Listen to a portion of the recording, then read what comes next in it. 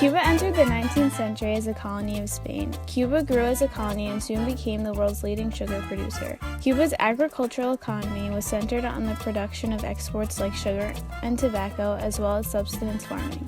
The plantations of Cuba relied heavily on slave labor during this era, much like the southern colonies of the Americas and other Caribbean settlements.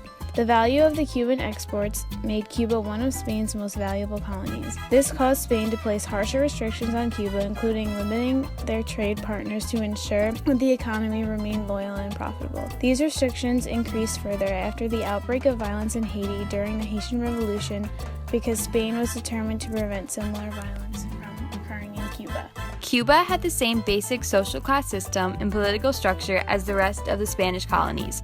As the 19th century progressed, Cubans grew restless under the harsh restrictions placed on them. They felt that Spain was restricting their economic opportunities or oppressing them as a society. Soon the Revolution Party began to grow in popularity, led by José Martí. The party advocated for Cuba to become its own independent nation separate from Spain. This reinvigorated the idea of Cuban independence that was lost after the failed 10 Years' War. As political unrest grew in Cuba, the United States became more and more interested in Cuban affairs. While Cuba has always been of interest to the U.S. because of its close proximity and valuable exports, this interest grew at the thought that the nation would soon become unstable if it were to gain independence from Spain.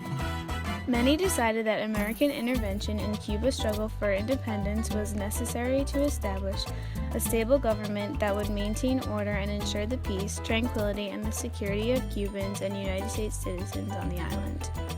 The war held many debate amongst Americans. The difference in opinion between the Republican Speaker of the House, who felt the war would shed unnecessary American blood, and the Assistant Secretary of the Navy, Theodore Roosevelt, who advocated for the war, is a reflection of how feelings towards the war were divided in the nation. At first, President William McKinley, the president at the time of the heated debates over the war, did not want to go to war with Spain, explaining that the carnage observed during the Civil War was enough for one lifetime. As time progressed, the pressure of public opinion persuaded McKinley to take a pro-war stance.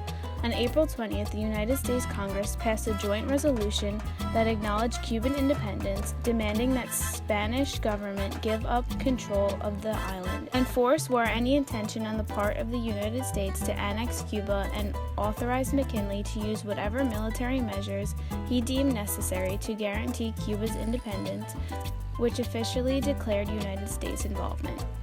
The war continued for 3 years until a ceasefire was signed between Spain and the U.S. on August 12th and officially ended with the Treaty of Paris on December 10th, 1898. The treaty guaranteed independence for Cuba and forced Spain to cede Guam and Puerto Rico to the U.S. Spain also agreed to sell the Philippines to the U.S. for $20 million.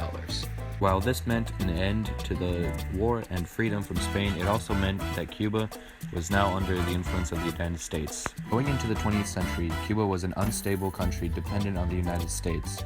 Coming out of the 19th century, Cuba had become independent from one country but dependent on another.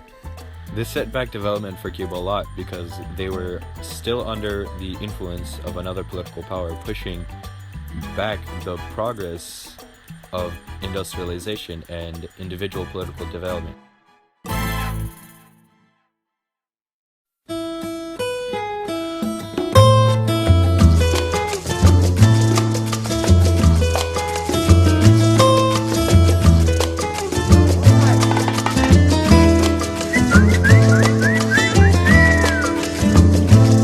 Por el camino del sitio mío, un carretero alegre pasó.